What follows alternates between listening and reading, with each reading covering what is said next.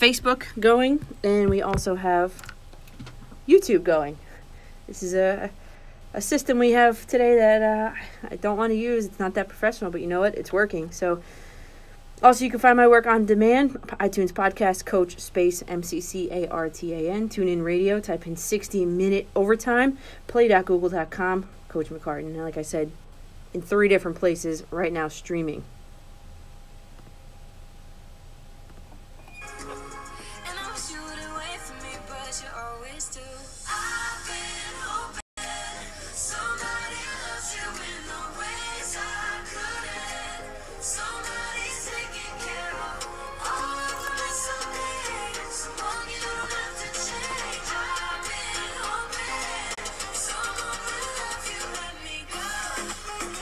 So the New York Yankees, really the Marlins, have let go their star player in Giancarlo Stanton. He is now a New York Yankee, Giancarlo Stanton. Yeah, that has made major implications for the rest of the MLB.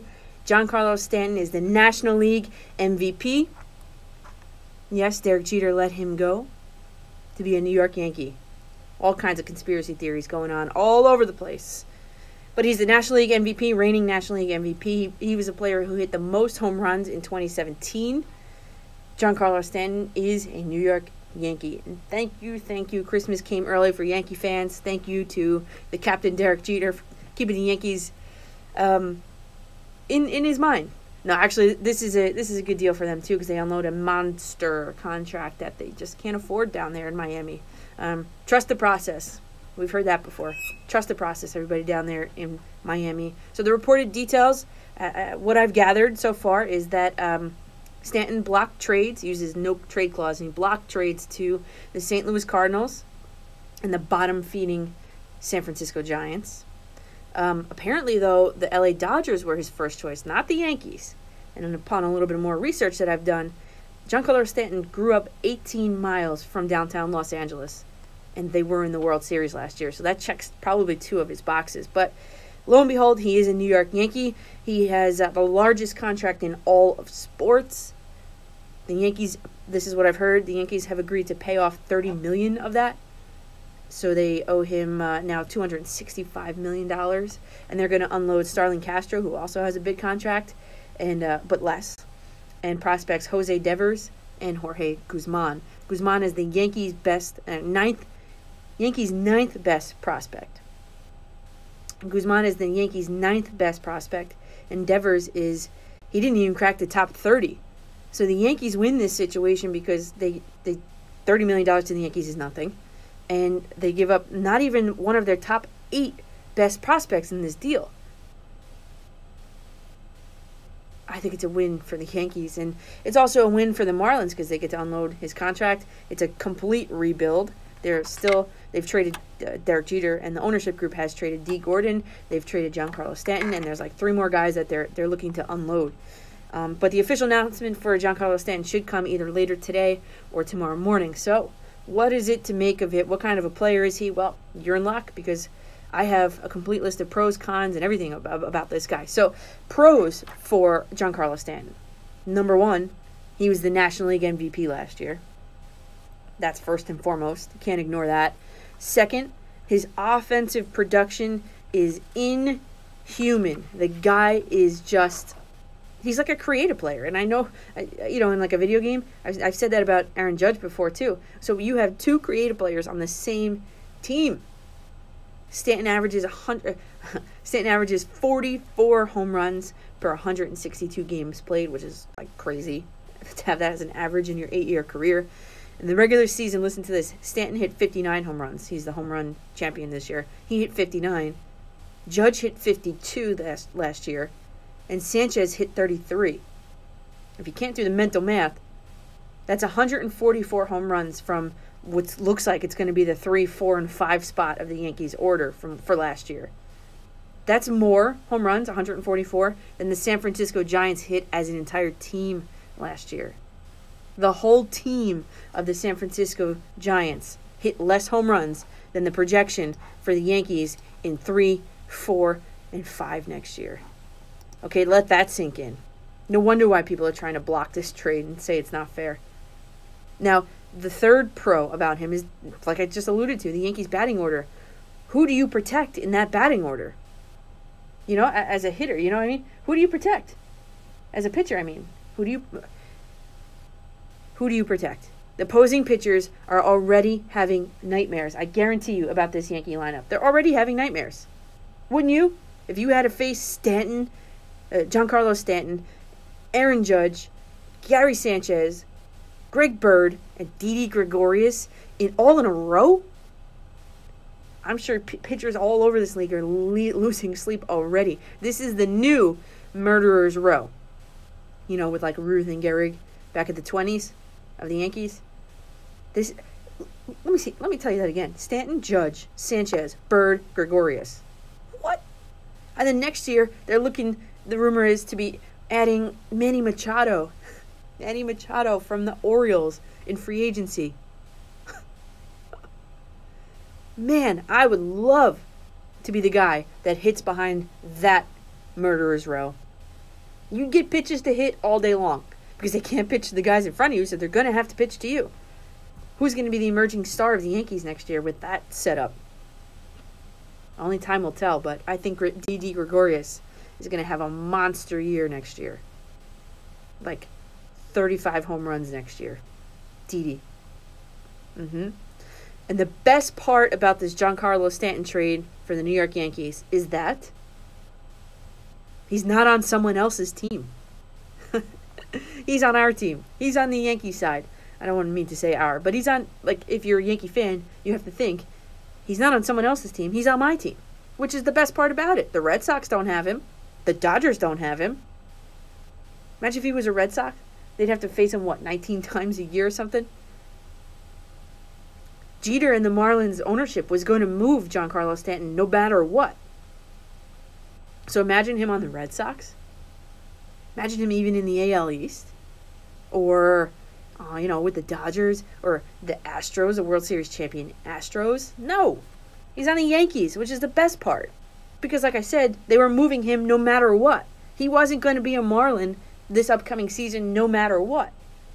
Luckily, he just landed on the lap of the Yankees. Some cons now. You got 4 pros. I think I have 4 cons. That's right. 4 and 4, even. Unbiased. Showing you all the options here. He crowds the outfield depth chart. And what I mean by that, you have an outfield now that has Stanton, Judge, Gardner, Clint Frazier, Tyler Wade, Aaron Hicks, Jacoby Ellsbury, and Tyler Austin. That's 8 outfielders on the roster for the Yankees so far. As you know, only 3 play at a time, obviously. Will the Yankees deal? I expect either Brett Gardner to be traded or Jacoby Ellsbury if they can find someone to take on his contract.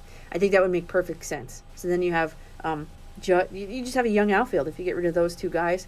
I think Ellsbury would be a great fit for the Mets. I think so. Gardner needs to he's a running threat. He's a stolen base threat, and he just hasn't been doing that. Obviously, as you get older, you get slower. So maybe the Yankees are looking to unload him at this point in time because there's 8 outfielders on their roster that could play the outfield on any other major league team. So it's not fair. It's not fair for those guys that are ready to go to have to play in AAA ball. So I think you move Gardner and or Ellsbury. My preference would be both of them. I think that would make perfect sense. And the other part of this is essentially Giancarlo Stanton and Aaron Judge are the same player. I think 1 inch separates them in height. Their weight is pretty much the same. Their stats, if you look at their stats, they're pretty much identical. And they're both right fielders. Now, who moves? When A-Rod came here, there's a lot of comparisons to A-Rod, an A-Rod contract. When A-Rod came here, Jeter didn't move. A-Rod had to move. So does that mean when Stanton comes here, he's going to have to move? I think Aaron Judge should stay in right field. Yeah, if you saw any of the defensive prowess he had, especially in the playoffs, I mean, he deserves to stay.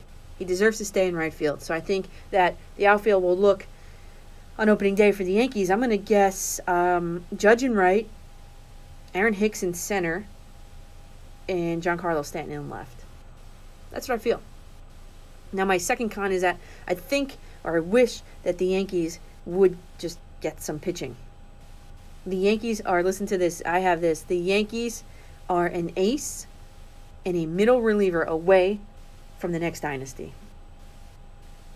Listen, don't get me wrong, the Yankees did have the 5th best team pitching in baseball last year, but they were still behind number 4, Boston Red Sox. And by the way, they lost the division to them. And the Yankees will be a perennial wild card team if they can't beat the Boston Red Sox. And right now, or as of last year, the Red Sox had a better pitching staff than the Yankees did. Number 3, the Arizona Diamondbacks. The second best pitching staff in the league was the LA Dodgers, who made it to the World Series. They won the NL. And the number 1 pitching staff in the league last year was the Cleveland Indians. So the Yankees are 5th, behind some heavy-hitting teams in front of them. No pun intended there either, heavy hitters. So I looked at the Yankees depth chart last night. Their projected rotation for 2018, if the season started tomorrow or today, according to the Yankees.com depth chart, which was updated yesterday. Remember, CC Sabathia is a free agent. He hasn't signed with the Yankees yet or elsewhere yet. But if the season started later today or tomorrow, the Yankees ace, well-deserved. He wasn't that great in the postseason, though, remember. He was 1-1. His ERA was astronomical. He had a 5.63 ERA in the playoffs. But he was great throughout the regular season. So, that's a question mark. Their number 2 starter is going to be Masahiro Tanaka. He's been great, outstanding, stellar in the regular season and in the postseason. Sonny Gray is slated to be their 3rd starter in the rotation next year if it started today or tomorrow. He lost 1 game this postseason. I think the only game that he pitched, he lost. And he also had a high ERA, 4.32 ERA. Number 4 starter, here we go, is Jordan Montgomery. He didn't even get to pitch in the postseason. And the 5th starter, Luis Cessa, didn't even get to pitch in the postseason. So if you ask me, no matter who you have in your batting order, this is not a World Series winning pitching rotation. I don't care what you say. Even if CC Sabathia comes back, who's your 5th starter? You can't have these guys pitching. You can't have a 4-man rotation. You need a 5-man rotation. It's 162 games. The wear and tear, especially on a guy like CC Sabathia, So I think the Yankees need to add an ace and either a middle reliever or really work on Dellin Betances' mental approach to the game. Because we know he's a good pitcher. It's a mental thing for him, in my opinion. So the Yankees, one with Giancarlo Stanton, he crowds the offensive depth chart, the outfield depth chart. 2, I just wish the Yankees would get some pitching. Not that I'm hating on Stanton, because the guy is a monster. But I just wish the Yankees would add some pitching. Number 3, though, my third con for Stanton is that he's injury prone. The guy averages 123 games per season, which is not that many. And of note, though, in 2015, he only played 74 games. But last season, he played an inhuman 159 out of 162. I think he's 28 years old. Will that take a toll? How did he exceed his career average in his 8th year by 36 games? I don't know. I don't want to implicate anything, but have you seen what the guy looks like? Do you see his BMI?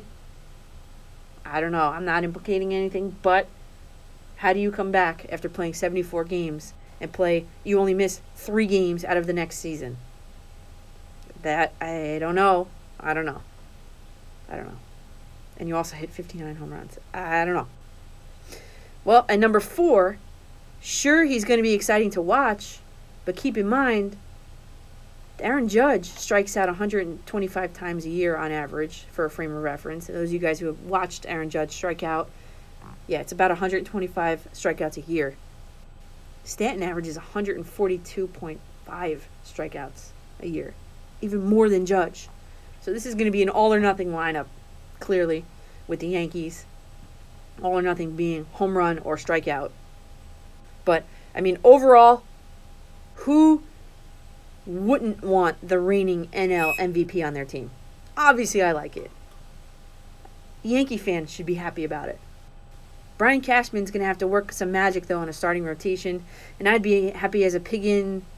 Oh, yeah, never mind. And by the way, if Aaron Boone can't keep these Yankees afloat, and by that I mean winning a World Series this year with that lineup, gone. Get rid of him.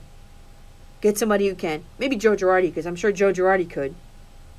And by the way, Mets fans, the Mets are reportedly already in talks with the Marlins to acquire Starlin Castro already as a second baseman. That is something to watch if you're a Mets fan, and that's also a good move.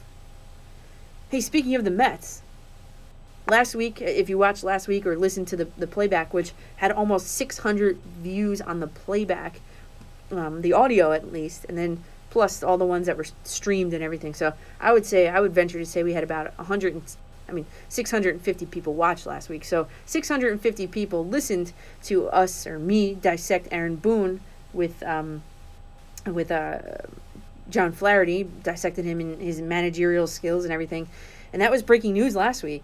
So this week, I figured we could take a closer look at Mickey Callaway, the new manager of the New York Mets, and with a little input from my interviews from three very well-known Mets. After the break. Nationwide is on your side. What you think? We're almost there. On the jingle, though, Brad, I want to feel it right here. Mm-hmm. Like here in the chest? No, your heart. Heart. In your heart. Yes! Close. We're almost there. Almost. Basically got it, right? Basically almost, but you're doing great. What did I just get into? Nothing. This is Noah Syndergaard, pitcher for the New York Mets. You're listening to 60 Minute Overtime on WRPR.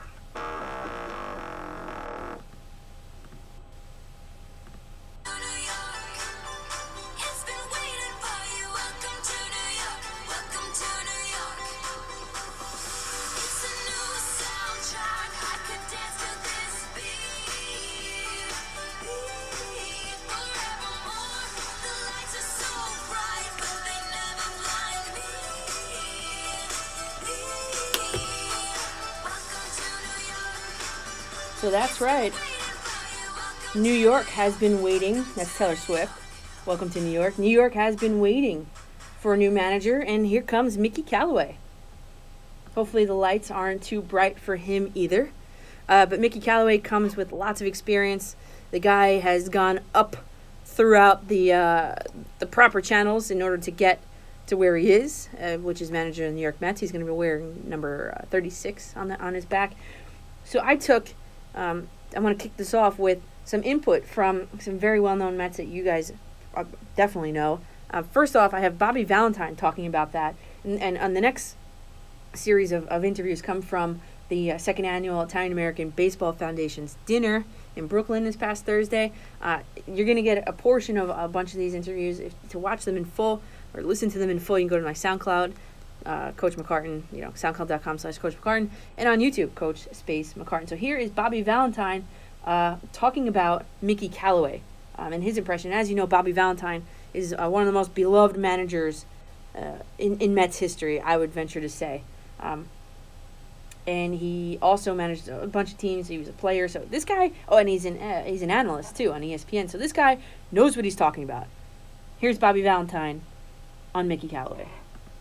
New manager of the Mets. What are your impressions of him? Do you know him? Pros, cons? No, I have no impression personally, but I have a network of people in baseball who all universally say he's a really good guy, so I really wish him the best. Very good. Now, Joe Girardi. Now here's Brandon Nimmo. Brandon Nimmo is going to be playing for the Mets this upcoming season, hopefully in the outfield. He'll get an outfield spot. So here's what he had to say about his future, or current now, manager. Now, have you met Mickey Callaway yet? I haven't met him personally, but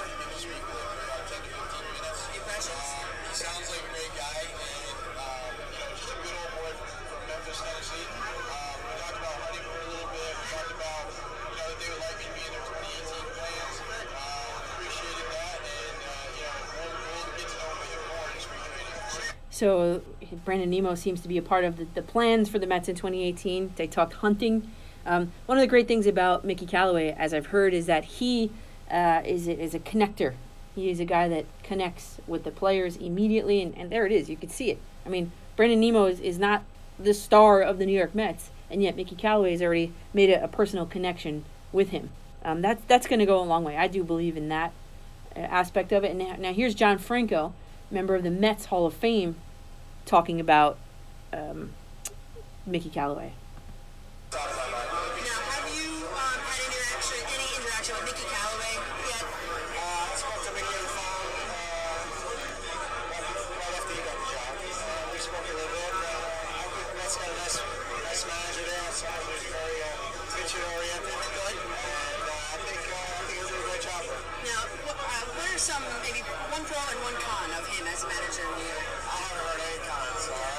I heard all positive things about him. The thing that I told him, anyone who was coach for Terry Francona has got to be a good coach. Of course, Terry's the best manager in baseball, and he knows talent, and Mickey's a talented guy. All right, So there you go, John Franco. Mickey's a talented guy, and everything that I've found about him, or was looking and studying about him, supports that. Also, Mets pitcher Jeremy Blevins told me online. He said that I'm excited to see how he motivates our roster to excellence again. Strong words from Jeremy Blevins there. Excellence again. Yeah, the Mets could be good. Also, of note, the Mets have released their longtime head trainer. So that's encouraging. If I'm a Met fan, forget Mickey Callaway. I'm encouraged that they have let go of their long-standing trainer. Now, the Mets signed their 21st manager in history, Mickey Callaway, to a 3-year deal. That was October 23rd, 2017. They had 36 candidates come out. They narrowed it down to 6. Some pros and cons for Mickey Callaway, why don't we? One, the Mets must have been thoroughly impressed with him because they were originally supposed to have 2 rounds of interviews. But it only eventually lasted 1, ultimately. Every baseball job interview he's ever gone on, Mickey Callaway, he's never been the favorite. And he wasn't the favorite this time around. Kevin Long was, the hitting coach. But apparently, he's 4 for 4 now. Mickey Callaway always gets the job. So that should speak a lot to his character and what he can do and his personality and just what he can do and teach. So the second pro for Mickey Callaway is that he's had like I mentioned already, he's had a sturdy ascension up the ranks from the minor leagues to the Cleveland Indians pitching coach, which, if you were listening closely before, they had the best pitching staff in the league last year. And now he's Mets manager. So that's a good sign. You always have to be wary, and this is not a knock on Aaron Boone, but you always have to be wary about people that come from anywhere, from nowhere. You know what I mean? So this guy is tried and true, and he's put his work in to get to where he is. So I like people like that. That's like a blue collar work ethic. I admire that.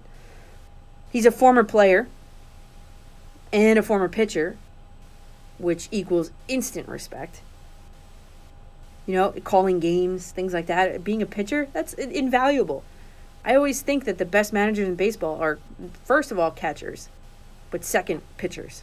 Because they just know the game on a completely different level. So I think that that's a major plus for Mickey Callaway. And my fourth pro in favor of Mickey Callaway is that it seems as though anyone he's ever coached or ever worked with has said that he's a teacher of the game, which I think is paramount. And I am a teacher of the game. I coach 2 sports. If you can't teach, you're not going to get results. So everybody that I've seen said he's a teacher of the game, which I really like that. I do, because even at the professional level, you still need to be reined in a little bit and showed something differently, or, whatever. He's a teacher of the game. I love that. He's also, listen to this. I found this to be interesting. Comes from a baseball-oriented family, of course. Mickey Callaway. Mickey. He's named for Mickey Mantle. Yankees. And his younger brother, Casey, can you guess? Mickey Callaway has a younger brother, Casey Callaway. Anybody want to guess on Periscope, Facebook, or YouTube Live who Casey, I almost said it, Casey Callaway is named after? We got no guesses. Well, Casey Callaway, his younger brother, is named for Casey Stengel. Obviously, an MLB legend. Now, we got to look at some cons for Mickey Callaway. My biggest con so far is that already his pitching philosophy is different than what the Mets are looking for. So I'm going to paraphrase a report leaked by the Mets in terms of pitching. The Mets have said that, quote, well, not quote, but I'm paraphrasing, we will pull pitchers before they face the lineup for the third time to prevent injuries and limit ineffectiveness. Only DeGrom and Syndergaard will be allowed to go deep into games. So Mickey Callaway has heard that leaked report, and he weighed in on it on WOR, which is the Mets flagship station, with Pete McCarthy, and he said, this is a quote, it's a little bit long, but it's good. I'm going to read the whole thing. In terms of that, Mickey Callaway told WOR that, quote, I think you use every player's strengths to the max. If I see DeGrom or Syndergaard, they're slot lowering, we're going to be monitoring all of these things during the game. We're going to be prepared going into the game, knowing who's a good matchup and who's not a good matchup. And if I see them tire, they're not going to get to face the lineup the third time through. But if they're showing us that they can continue to go, and they're strong, and everything mechanically looks good, they're healthy, and their stuff looks good, then they're going to pitch 12 innings if they can, end quote. That's the philosophy I subscribe to, at least. You know, you can have this whole thing about analytics and gut instincts and all that. The perfect world is a harmony between the two. And I think Callaway exemplifies that clearly in that quote. Some challenges he's going to face. Number one, he's going to have to get the Mets pitching staff back on track after a woeful 2017. The Mets reached the playoffs in both 2015 and in 2016, and they got to the World Series. I'm going to show you guys the hat that I have here. They got to the World Series in 2015, the Mets. And they need to get back to that excellence. And I think Mickey Callaway is going to do that because they had one of the worst ERAs in the league last season, the Mets, believe it or not. Well, if you're a Met fan, you probably do, because you didn't have guys like Syndergaard out there or Harvey. I mean, I think the only pitcher that did not get hurt last year was Jacob deGrom. And then they were talking about trading him. Are you nuts? Oh, my God, you're nuts. And the second challenge, nothing to do with Mickey Callaway, but the Mets have struggled to stay healthy for the past few seasons. There's only so much a manager can do to ensure that his team stays healthy. And the Mets, like I said before, they did fire their head trainer, though. And Mets fans should be thankful for that. Also, a strength, someone on Periscope just said that moving Stanton out of the Marlins, out of the division, helps. Of course it does.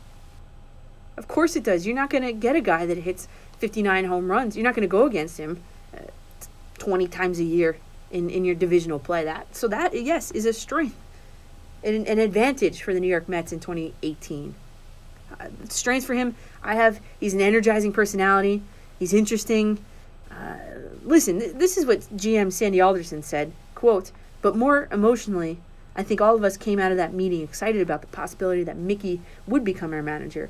That's a visceral reaction, not one you can put down on a checklist. But to me, that said everything. And I think it was consistent throughout the group, end quote. So if you're relying on your emotions and these visceral reactions, Sandy Alderson, and not checking a checklist, that isn't exactly analytical, right? So that tells me that Alderson is more of a quote-unquote old school hunch type guy. Not really an analytical guy. I kind of like that. I do kind of like that. Of course, they're going to have stats and everything. As John Flaherty told you last week, stats have been around forever. Bobby Valentine just told you stats have been around forever. But they're just using them in different ways. And I hope that doesn't mean pulling their starters after two times through the order. I hope. But that's going to have to get figured out soon, because they're going to have to sign some guys. Some middle reliever guys. Soon. Before spring training starts in 2 months.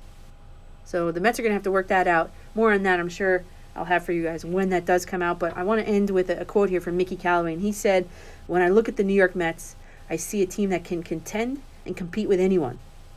And that's what we look forward to doing, end quote.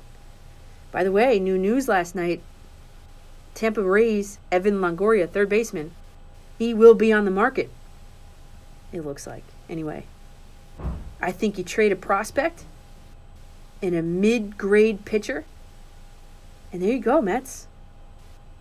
You got yourself a veteran third baseman. So here we go, a transition from one Mets manager to another. Here's my one-on-one with Bobby Valentine. And to follow up on the analytics in baseball question and discussion with John Flaherty from last week, I asked Valentine about that because he most recently managed the Red Sox in 2012. I think that might be my favorite part about this entire interview. All right, so here you go. Myself and Bobby Valentine. I'm Daniel McCartney with Bobby Valentine here in Brooklyn at Carmine & Sons. Bobby, you were just honored tonight by the Italian American Baseball Foundation. What's that like for you? Well, you know, I'm Italian American, and the people in this organization are trying so hard to bring their love for their nationality, bring their love for America, their love for baseball together. I'm glad to be part of it, and hopefully I can make a difference. That's a great thing here. Now, you're joining Mike Piazza in being honored. You know, he was honored here last year, this year too. It must be something about the Mets and that team, huh? Mike's a special guy, and you know, he is in a lineage, I think, a very select lineage of great Italians, starting with Joe DiMaggio and going through Tommy Lasorda, his first manager, to Mike at the Hall of Fame. And I'm glad to be part of that thread, but you know, he's a real special person. Okay, talk a little bit about Tommy Lasorda in your speech. What does he mean to you?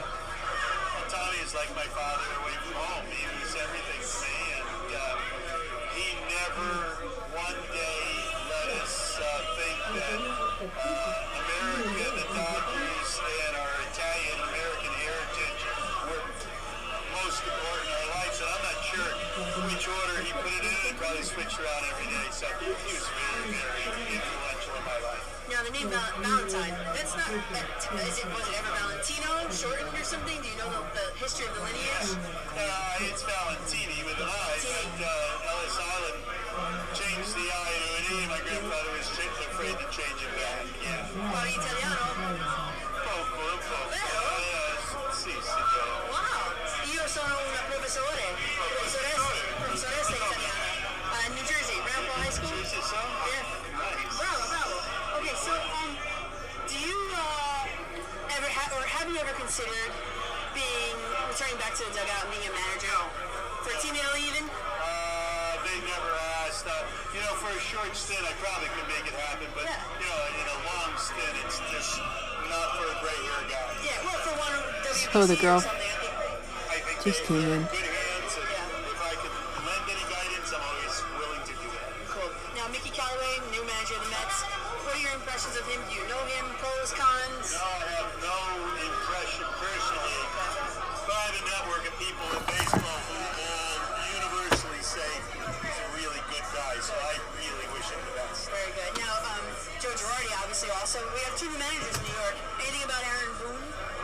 Well, Aaron and I worked in the booth together at ESPN. I know him well. I managed against his dad. I knew his dad when he played, and played against him also. So, yeah, he's, you know, his pedigree will be an integral part of his success.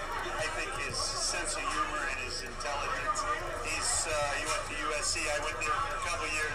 He actually, I think, graduated. So I look up to Aaron Boone, and I really wish both Mickey and Aaron the best of luck. Awesome. Now, you know, you were just within 5 years the manager of the Red Sox. What is this buzzword of analytics? What does that mean from a manager's perspective? Before It's funny you say that because I was with the Red Sox and Bill James was the guy in the office, and I never was given one bit of analytics while I was there. So I guess it came after 2012 that it became such a big part of Boston's life. But you know, Davey Johnson had a computer in his office in 1983. Numbers and analytics, if you will, really aren't used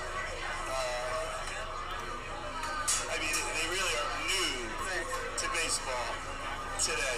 They are being used differently today in baseball, but they're really not that new. And I think the new buzzword is cooperation, where the people who only look at numbers and the people who only look at players from a subjective view are trying to combine their efforts rather than have their efforts divide them. And I think that's a good thing. Yeah. I think baseball's going to be better because of it, but we have to remember with all this love that's going around that, you know, you got to love all your players. You're probably not going to like all of them. There's going to be some that you're going to love a little more than others. And, you know, good luck thinking that it's only analytics and numbers and love. There's a lot of effort that needs to be exerted between those two things. Now, a couple more things here. Shohei, I want to ask you, because you have such experience with the Japanese league, Shohei Ohtani, where does he end up? Is he a generational player as people are touting him? I'm not sure what generational player actually means, but he's great. Talent. Yeah. Whether or not he plays at a great level or high level, I have no idea. A guy who can throw it 102 and do it easily at 23 years old and hit it 5 on your feet, and do it easily at 23 years old. I don't care what league you're playing in, and we won't get into the debate of how good the league is. Yeah. I think it's a very good league, and I think he's an exceptional player who will open the inroads to two-way I don't players know. in the major leagues. Cool. Now, where do you think he ends up? I guess smaller market, he said. Eagles. Smaller, bigger, you know. I think Seattle's a perfect fit. San Diego might be good. They're talking about that. LA is maybe Anaheim's a smaller LA market. Who knows? Yeah. But it's, you know, it's so that it becomes a lot more of his show, and it should be his show because he's special. Now, last question. Trump considered you for an ambassador for Japan. Is that true? I'm not sure if Donald Trump ever considered me. I've known him since '82. I know he talked about it at one time, and some people who he was talking with thought it was a good idea. So, you know, we'll see what happens. The Olympics are here in 2020. Yeah. Baseball's back in the Olympics. Thank God. I'm kind of a baseball Yeah. and Japanese baseball connect. Yeah, sure. We'll see what happens in 19 and 20. 2020. And just managing the 9/11 game, what was that for you? The Piazza home run game. 9/21, yeah, spectacular, greatest event ever on a baseball field, and the good guys won, but the good guys was America, and America won, and that's what's all important. Awesome. All right. Well, I'm Danielle McCartan. This is Bobby Valentine, the honoree, special guest for tonight. Thank you very much. Good job. Thank you.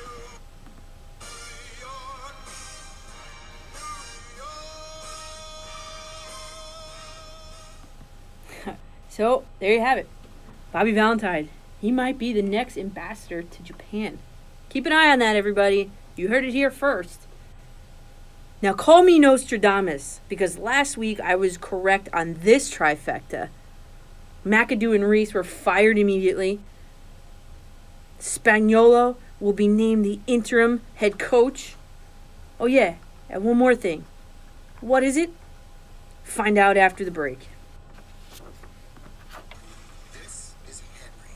Expertise on skating carpet. It is his life's work. He is relentless. He is resourceful. But this is new life-proof carpet from the Home Depot. With advanced stain technology built in and our best warranty ever. Checkmate, Henry. Let's do this. Get any carpet installed, including life-proof carpet, for free. Only at the Home Depot.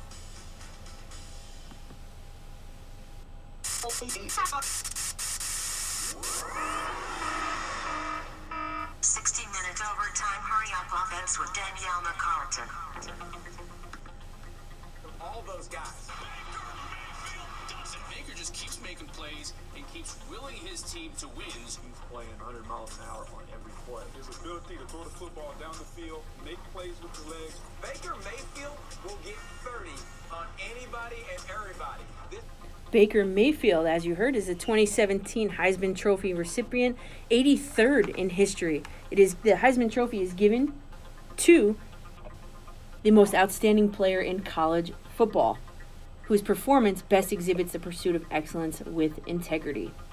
Moving over to the NFL, here's an announcement on Twitter by Rashad Jennings. It marks the day that I officially announced my retirement from the NFL.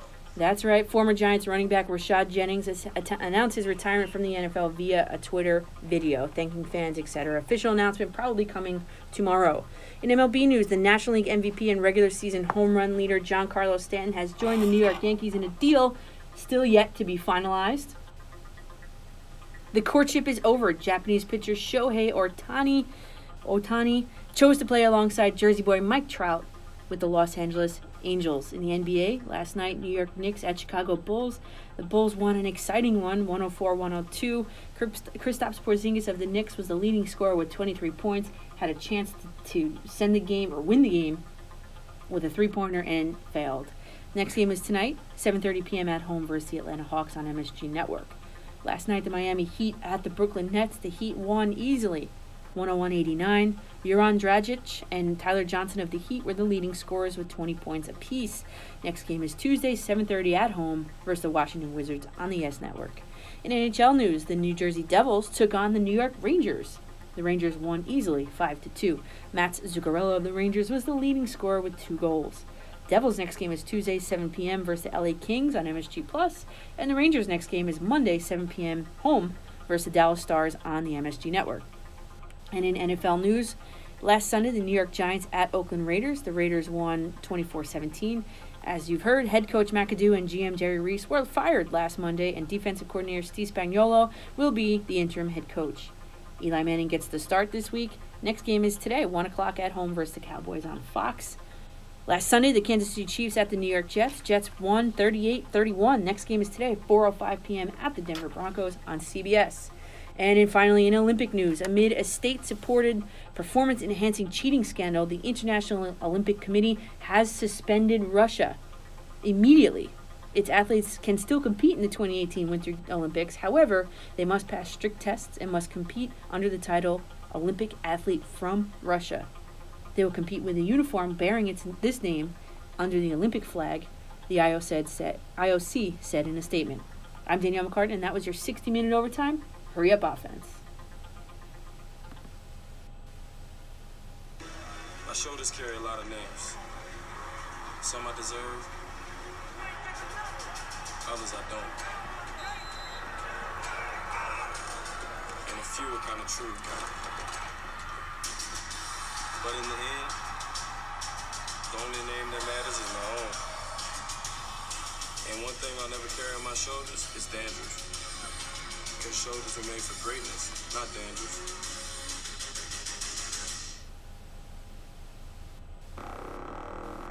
Jonathan Hankins from the New York Giants. You're listening to 60 Minutes Overtime on 90.3 FM.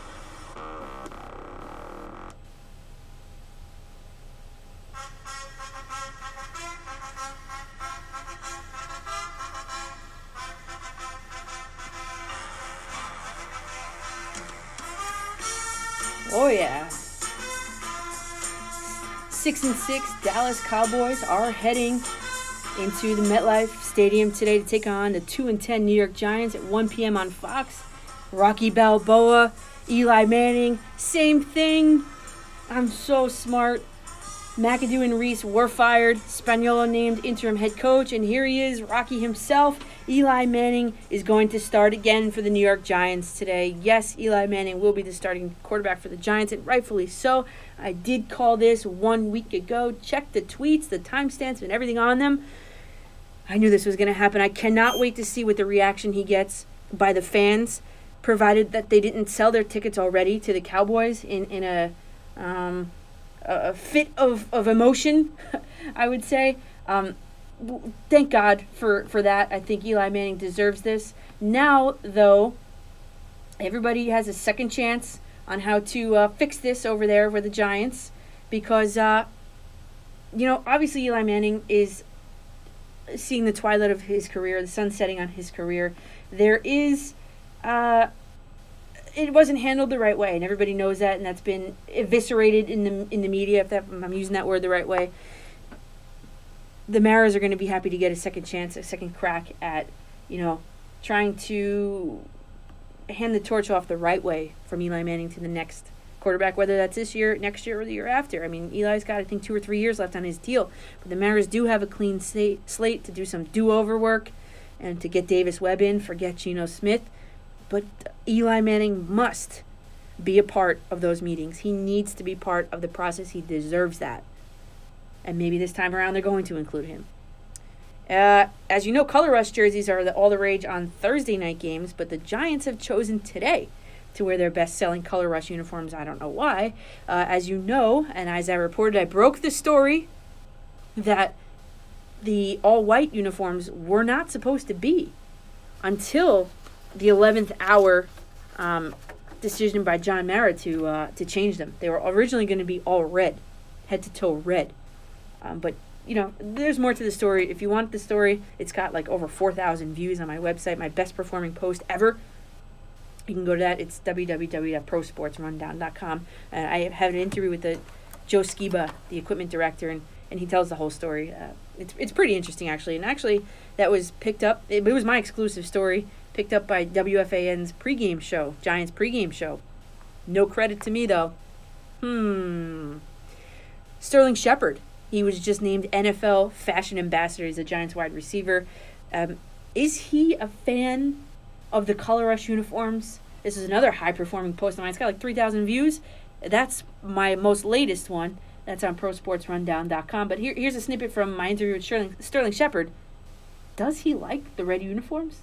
Does he like the white uniforms? Or does he prefer a different kind? Did he get his wish? Check it out. Fond of the Color Rush uniforms? The Color Rush uniforms, I think they could be better. Okay. But, I love the all-white. We love wearing all-white. We've actually gotten fined a few times for wearing it. We weren't supposed to. I'll pass it on to Joe Skiba. What's one thing you want to improve upon for the Color Rush? I want to do an all-red uni instead of all-white. Okay. I'll tell him. You got it. All red. Interesting. All red. He's going with. He is the fashion ambassador, so he must know something about fashion. But the whole article is up on my site, ProSportsRundown.com. So Giants, Cowboys today, some injury report notables. Eli Apple, hip/back/question mark. If he's not playing today, it's going to be his 4th consecutive missed game. Orleans Darkwa is questionable with an illness. JPP, 50-50, pending warm-ups with a finger injury. Travis Rudolph has a hamstring. And I sound like Ben McAdoo. Sterling Shepard has a hamstring injury, but it does look like he's a go for you fantasy owners who I have him on my fantasy team. It does look like he is a go, according to all reports that I've seen on social media. Out for today, B.J. Goodson, Justin Pugh, I think for the 2nd week in a row, Justin Pugh is out. Jonathan Casillas, and no info on the Cowboys website about Dak Prescott with a right hand injury and Sean Lee with a hamstring. But notable, cornerback Orlando Scandrick is out for the Cowboys. So for the Giants, what the Giants need to capitalize, the key matchup for today is going to be Eli Manning and the Cowboys pass rush. He's not a mobile quarterback and has never really been one, but all eyes are going to be on Manning after the firing of Ben McAdoo. Over the past 5 weeks, the Cowboys have had at least 2 passing touchdowns per game allowed, and they've allowed an average of 234.8 passing yards per game. So if this is a game for Eli Manning to shine, this is it. If there is ever a game, this is it. Due to injuries and illnesses, the Cowboys will promote their young cornerbacks to the top of their depth chart for today's game. Eli needs to take advantage of that, go over the top with his speed guys. Anthony Brown in his 2nd year, Cowboys, and rookie Chidobe Akwizi will get the start against the Cowboys in the Cowboys secondary. Look for Eli Manning. A little bit of extra motivation this week. A home crowd. A big game back for him. Unfortunately, his streak did come to an end last week in that debacle. But look for Eli Manning to really stick it to him, I think, today. He's got a new sense of purpose in the New York Giants blue uniform, well, all-white uniform today. So good for him, and good luck to him today. The Cowboys, what they need to do, they need to open up their passing game versus the Giants' pass defense. The Cowboys are still looking for, Dak Prescott is still looking for his 200-yard passing game ever since Ezekiel Elliott's suspension. That means, to me, that he needs him You can't have one without the other. I'm sure Elliott needs Prescott as well. This is the week for Dak Prescott to have a breakout game, though, because the Giants rank 30th, which is almost last in the league in pass defense. They allow 260 yards a game passing. In the season opener against the Giants, Prescott threw for 268 yards, right on target there, in a 19-3 win. And one of the Giants' star cornerbacks, Janoris Jenkins, was recently put on season-ending IR with an ankle injury, so that's going to be a difference from the first time to the second time around. If Dak Prescott is looking to throw for over 200 yards, this is the week to do it. I think there's going to be a lot of Cowboys fans at MetLife Stadium, but I think the Giants fans are going to be louder, especially for Eli. Can't wait to go home and see that at 1 o'clock. I hope I don't miss it. My prediction, go ahead and lock it in. The Giants are going to win today. 28-24. Lock that in. Is there turbulence on the Jets' flight into Denver today? Or yesterday? Maybe. I am an American soldier. I'm a warrior and a member of a team. I serve the people of the United States and live the Army values. I will always place this first. I will never accept defeat. I will never accept defeat. I will never quit. I will never leave a fallen comrade. I am disciplined. I am disciplined. Physically and mentally tough. Trained and proficient in my warrior tasks and drills. I always maintain my arms, my equipment, and myself. I'm an expert and I'm a professional. I stand ready to deploy, engage, and destroy the Enemies of the United States of America in close combat. I am a guardian of freedom and the American way of life. I am an American soldier. I am an American soldier. I am an American soldier. There's strong, and there's Army strong. See what it takes at GoArmy.com. I'm Wilkerson. You're listening to 60 Minute Overtime on 90.3 FM.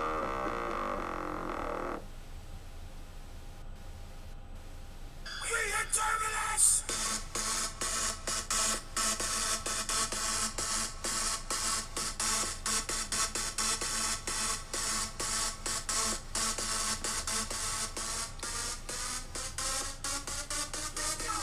So the 5-7 New York Jets are at the 3-9 Denver Broncos, 4:05 p.m. on CBS. Some main storylines to watch in this.